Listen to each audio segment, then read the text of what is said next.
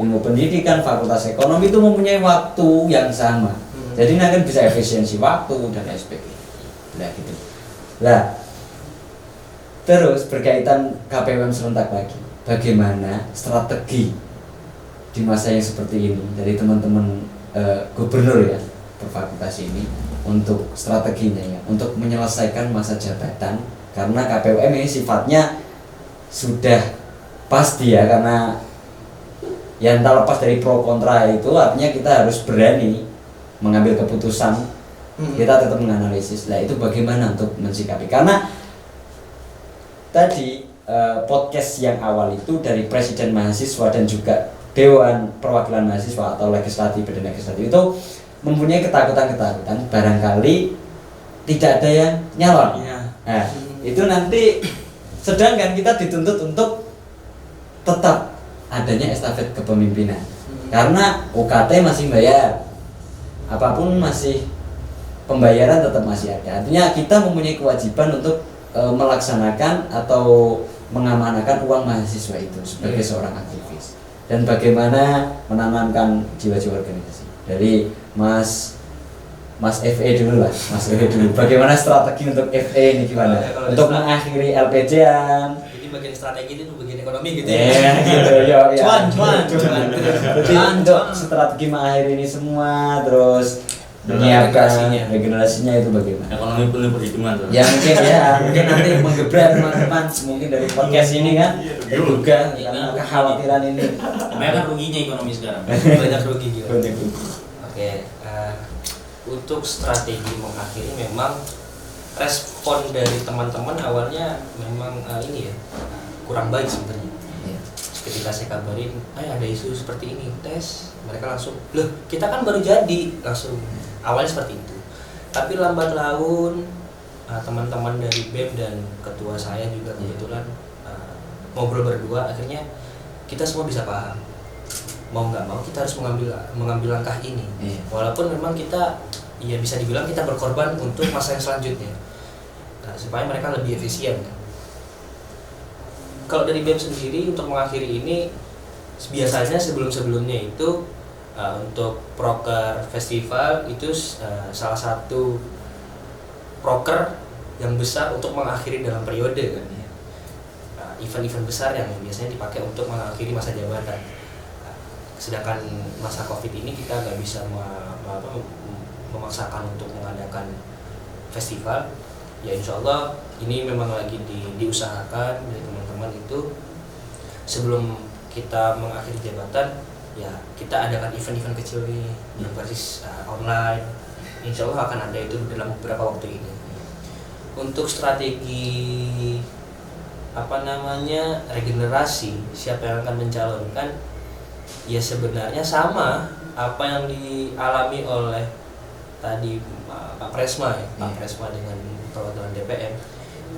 Dari ekonomi pun awalnya mengalami ketakutan karena kenapa? Adanya COVID ini teman-teman yang dikhawatirkan itu tidak ada rasa semangatnya itu down.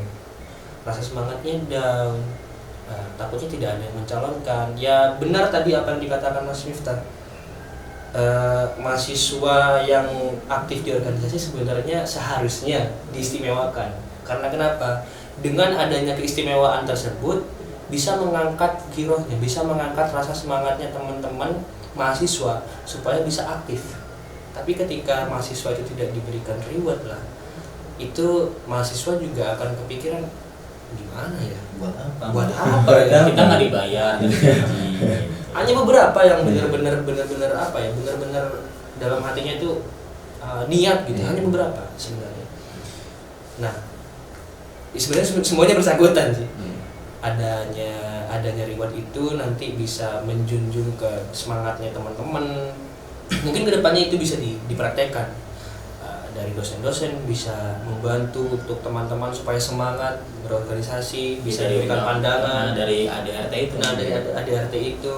Karena bisa dibilang organisasi di dalam kampus kan salah satu langkah untuk kemajuan kampus juga tuh. Iya. Akreditasi. Akreditasi kampus juga. Dengan aktifnya mahasiswa mengadakan acara-acara itu, kampus juga memiliki nama sebenarnya. Kan di situ.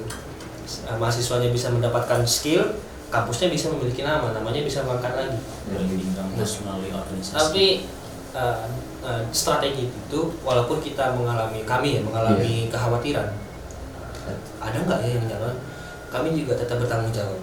Insya Allah Optimis lah. Optimis, Berarti optimis, tetap insya Allah. bagaimanapun harus mempunyai rasa untuk FE tetap. Tapi kayaknya dua periode nih, Mas.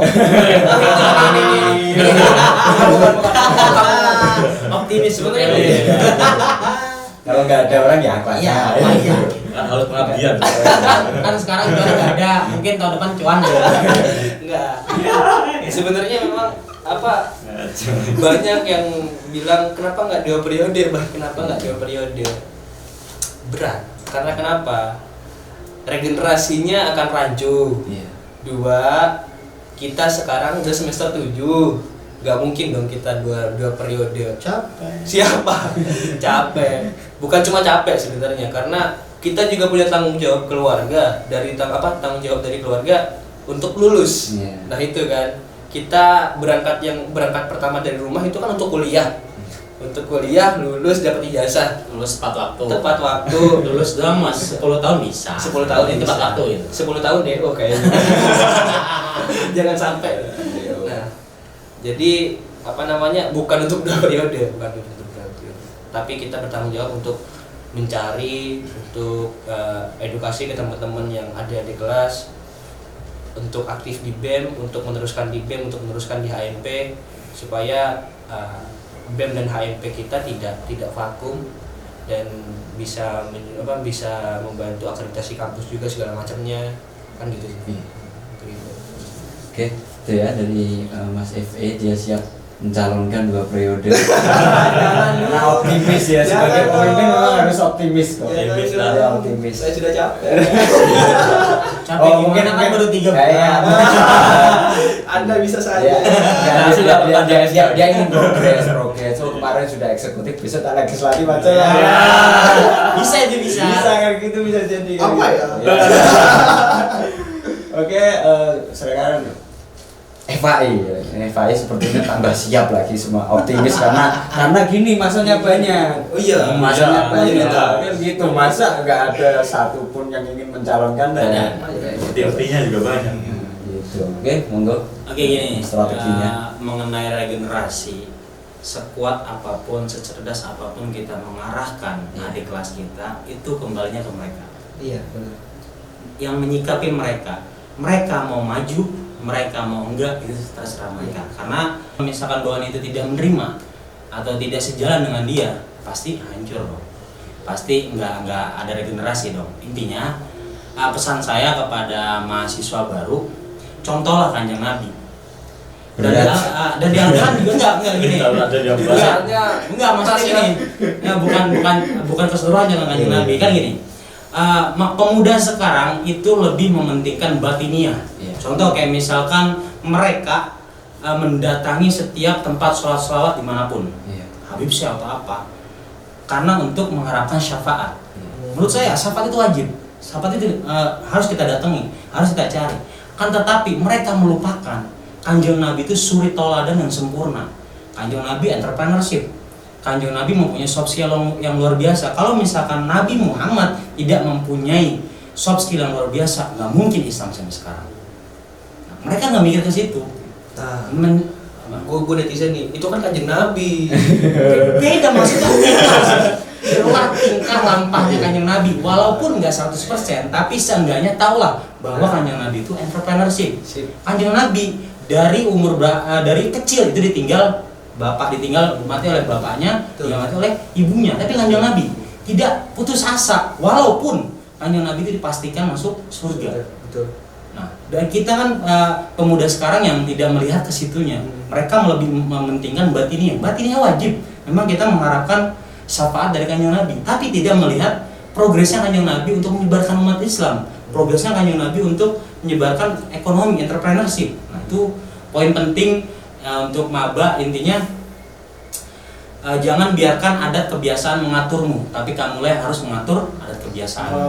Hilangkanlah adat-adat lama, datangkanlah adat-adat baru yang bisa membuat dirimu berjalan ke depan tanpa menengok kanan kiri. Menengok kanan kiri boleh untuk pembelajaran, tapi tetap maju ke depan. Contoh kayak saya terbilang mahasiswa tua, terlambat. Kalau misalkan saya tepat waktu, kemungkinan saya nggak ketemu kalian.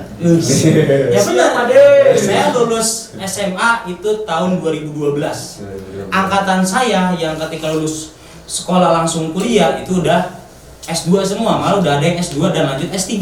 Nah, sedangkan saya masih semester 7. Artinya saya telat banget. Karena jujur pas itu saya mementingkan pondok, ngaji, dan alhamdulillah tercatat sebagai alumni Pondok Pesantren Khas Kempek Cirebon. Dan ngabdi setahun, setelah itu baru kuliah di sini. Nah, secara psikologi, saya ngomong psikologi. Mahasiswa yang di atas umur 20 tahun itu akan malas mengerjakan sesuatu yang untuk keumuman, untuk kebersamaan lah gitu. Intinya mereka cuma mementingkan dirinya sendiri, kayak misalkan gimana nih cara gua kerja gitu kan. Gimana nih cara gua mempunyai istri cantik gitu kan. Seharusnya gitu, tapi beda dengan umur tua urusan istri. Beda dengan saya, beda dengan gua kan bahasanya. Ya, kenapa kok? Ini pertanyaannya sebenarnya normal apa enggak normal gitu? Normal, tapi belum waktunya. Kan dalam TV kan ada pernikahan haram, pernikahan sunnah, pernikahan wajib. Kemungkinan saya masih sunnah, belum menuju wajib karena belum bisa menafkahi nanti calon saya gitu. Mak jangan saya situ lah. Jangan masih panjang.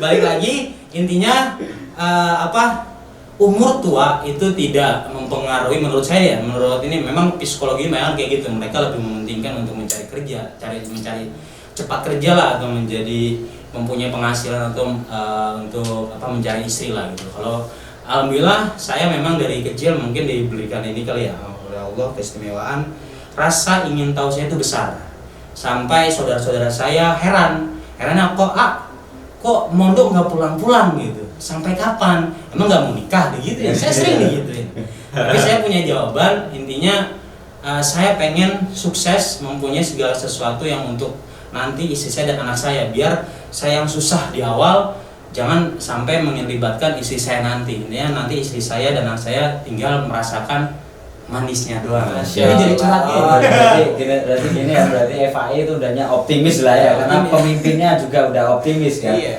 Udah optimis sampai di umur yang sudah saatnya untuk week. Ini gini. Ya intinya jangan melihat umur lah, Intinya selagi kamu mempunyai kesempatan yang begitu luas di dalam kampus, hajar, maksudnya terjun terus. Intinya ilmu itu nggak bakal habis, kan di Al-Quran sudah jelas, wa kadzalika ja'alnakum ummatan wasatan. Sesungguhnya Allah itu menyuruh hambanya untuk menguasai segala bidang ilmu, suhu dan fakofian, suhu dan hadorian, atau suhu dan ilmu. Jadi kayak saya nih, saya jurusan PAI, tapi saya rada paham perihal ekonomi. Kayak misalkan tadi saya mencari cuan di burung, cari barang yang murah ketika nanti dijual mahal gitu, itu kan ilmu ekonomi gitu. Cuan China. Jadi intinya jangan terfokus ke pendidikan, fokus ke prodi masing-masing, tapi seenggaknya ayolah cari ke ilmu ke orang anak prodi ekonomi, MPI, PGMI atau siapa itu, karena udah ditakdirkan. Dan Al-Quran juga jelas akimuz zakat. Nah, manusia itu oleh Allah dituntut untuk kaya, mengeluarkan zakat. Mana ada Al-Quran bilang ayo menerima zakat? Nggak ada. Akimuz zakat itu mengeluarkan zakat. Berarti kan umat Islam, umat manusia dituntut oleh Allah untuk kaya. Nah, untuk kaya itu ya tadi kembalinya ke wa kadzalika ja'alna itu umat tawasatnya itu menguasai segala bidang ilmu, walaupun itu cuma sekedar. Ya namanya kan manusia harus punya memperdalam bidang ilmu yang di fashionnya dia, tapi seenggaknya kita harus mengetahui ilmu-ilmu yang lain walaupun cuma sekedar gitu loh. Nah, intinya pesan dari kami untuk mahasiswa baru, cobalah mencontoh suri tauladan Kanjeng Nabi, walaupun memang Kanjeng Nabi terlihat sempurna banget dan tidak bisa kita contohkan, tapi seenggaknya ambillah sejarah-sejarah atau soft skill Nabi, mengenang Kanjeng Nabi usahanya seperti apa mengobarkan umat Islam, atau ekonomi atau syiarnya kayak gitu. Jangan cuma mengambil syafaat atau mengharapkan syafaat Kanjeng Nabi itu hal yang keharusan untuk umat Islam. Tapi sebenarnya Allah mikir Kanjeng Nabi Milo susah kayak gitu loh. Susah, kanjeng Nabi itu nggak segampang. Walaupun kanjeng Nabi ketika doa dikabulkan langsung oleh Allah, gitu kan. Oke. Tapi seenggaknya dari kita nih manusia yang penuh dosa, ayolah bareng-bareng Pasti kita bisa gitu. pasti bisa. Optimis. Gitu ya, ya. berarti untuk FAI. Untuk FAI, alhamdulillah sudah ada kadernya untuk maju ke meneruskan estafet saya dan dan untuk ini saya berpesan juga untuk nanti calon adik-adik calon yang akan meneruskan estafet kami, intinya jangan boleh mencontoh kami yang baik-baiknya, jangan mencontoh yang buruk-buruknya. Kayak misalkan ini kan tidak serata lah masa periodenya, ada yang 3 bulan, saya cuma baru bulan, tapi alhamdulillah sebagian proker 30% lah udah terlaksana. Jadi ayo semangat, niatin berkhidmah sama Mbah Hasim, kemudian ke Unhasnya khidmah ke Hadratul Syekh Mbah Hasim, niatin untuk ngabdi di Unhas, niatin khidmah untuk Hadratul Syekh ya Hasyim Asy'ari. Setelah itu baru khidmah maring kampus. Nah itu pesan. Intinya orang yang berkhidmah, orang yang melakukan segala sesuatu ikhlas, yang penting ikhlas, terjun ke organisasi. Ya untuk masalah cuan-cuan itu bonus rasanya. Bonus menurut saya bonus. Dan memang itu keharusan, intinya walaupun nggak setimpal apa yang kita kerjakan, tapi seenggaknya kita dapat bonus dari situ lah. Punya perut ya. Ya kalau bahasa kerennya politik untuk nyambung hidup lah. Oke, cukup kayak gitu dari dapur saya. ngebul gitu. Oke. Itu dari FAI untuk menanggapi KPU serentak ini. Sudah ada strategi yang jitu ya, karena kader-kadernya banyak juga, insya Allah ada yang calon lah pastinya sudah dikader oleh Pak D dari Gubernur Fakultas Agama Islam. Tenang itu ya. Geser Teknik. Fakultas Gubernur Mas Wahyu, Gubernur Fakultas. Moderator nggak boleh merokok, ya Allah. Ilmu pendidikan, rokoknya itu. Ini education. Gimana? Oke. Strateginya untuk supaya ada pencalonan ini tetap KPUM karena untuk penerus estafet kepemimpinan gitu. Oh ya, dia untuk regenerasi ya. Tadi sudah dipaparkan pertama kali ya, maksudnya insya Allah udah ada. Walaupun saya sendiri belum tahu dia nyalon apa enggak, tapi lewat telinga orang-orang gitu kan. Udah ada yang belum ada yang secara langsung bilang, Pak, saya mau maju aja bantu gitu kan. Belum ada gitu kan. Belum ada. Buat nempel botol nanti di pamflet. Tuh. Mungkin kalau FIP udah ada sedikit persentase kan ya, karena udah musma juga kan. Udah, kayak sudah semua. Terus untuk regenerasi pastinya kita sudah persiapan ya dari awal periode, kita udah prospek lah katanya. Dan kita pun sudah membuat sebuah unit, itu medan juang gitu kan. Itu kan saya tanamkan nilai-nilai organisasi di situ agar anak-anak itu regenerasi berikutnya teruslah punya hero untuk berorganisasi seperti itu. Jadi medan juang tentunya kita fasilitasi, kita berdayakan mahasiswa ini sekiranya kan karena apa ya?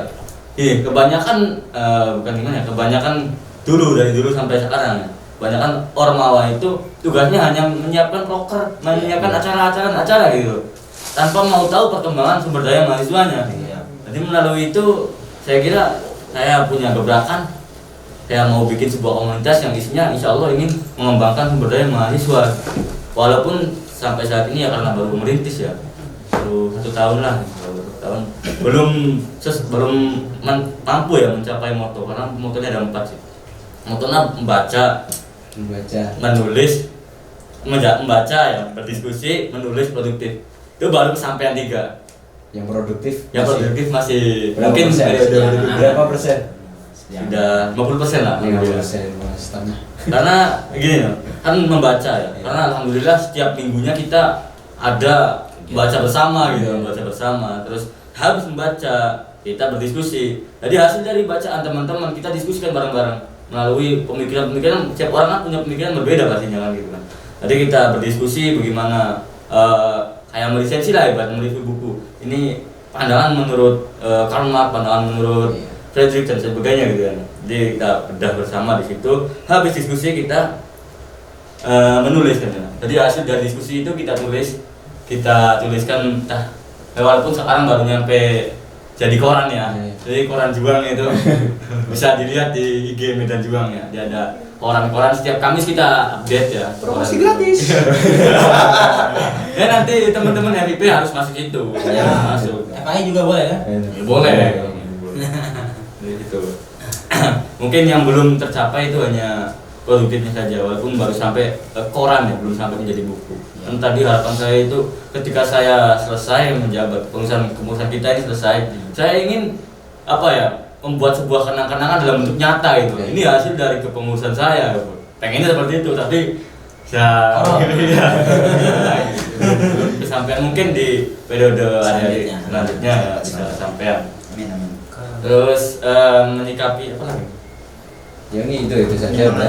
Tadi menyimpulkan dari Pak D tadi ya, menyimpulkan dari Pak Gubernur FAI ini kita harus seperti kanjeng Nabi. Ya emang bener, alhamdulillah bener. Tirulah contohnya. Ya kita masa baru dikasih cobaan corona aja udah down gitu kan. Iya. Kanjeng Nabi bertubi-tubi cobaannya. Intinya setua apapun kalau memang masih menjadi mahasiswa harus aktif.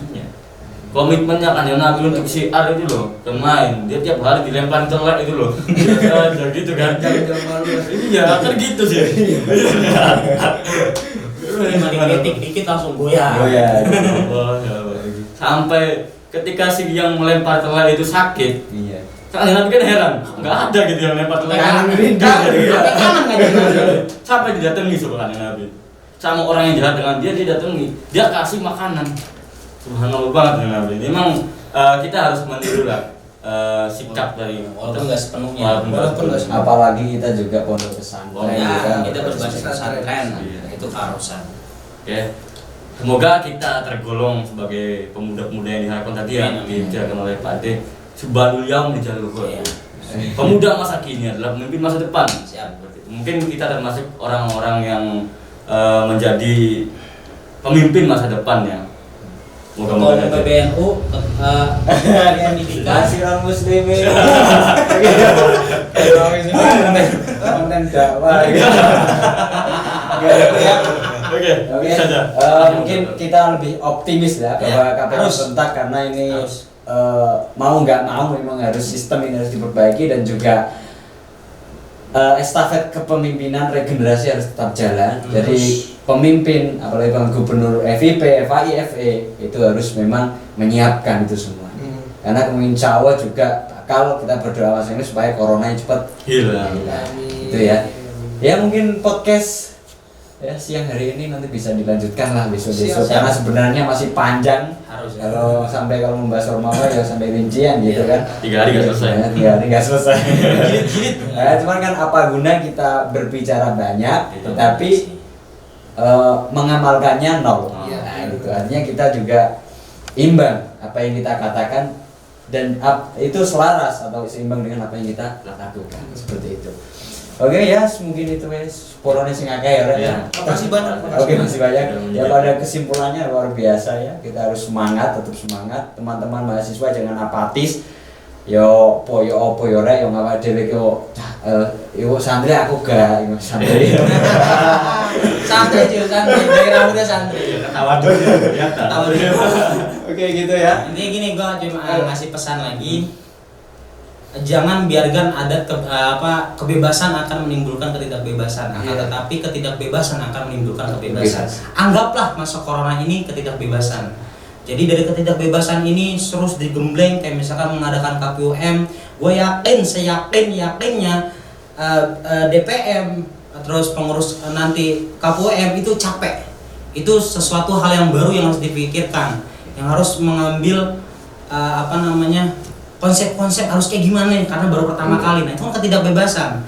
Oleh karena itu dari ketidakbebasan itu akan menimbulkan kebebasan. Karena apa? Mereka sudah paham, mereka sudah melaluinya. Jadi ketika ditanya ini mereka tahu memaparkannya. Jangan katakan apa yang kau ketahui, tapi ketahuilah apa yang kau katakan. Iya. Sudah itu closing statementnya aja. Oke. Terima kasih ya teman-teman dari pemimpin gubernur. Sama-sama Bu. Jadi tolong disiapkan regenerasinya ini untuk menyambut pemilu raya. Oke. mungkin itu saja teman-teman yang menyaksikan di rumah lah, santai saja ayo kita bareng-bareng suarakan aspirasi, rayakan demokrasi. Badan digunakan untuk berjuang ya rusak, tidak digunakan berjuang ya rusak. Lebih baik untuk berjuang. Terima kasih, saya Muhammad Mulawaz Zunuha. Ucapkan mohon maaf yang sebesar-besarnya. Wallahumma fiqil aqwamaturik. Wassalamualaikum warahmatullahi wabarakatuh. Waalaikumsalam warahmatullahi wabarakatuh. Salam mahasiswa. Salam. Ini nggak ada musik-musiknya. Itu bagus.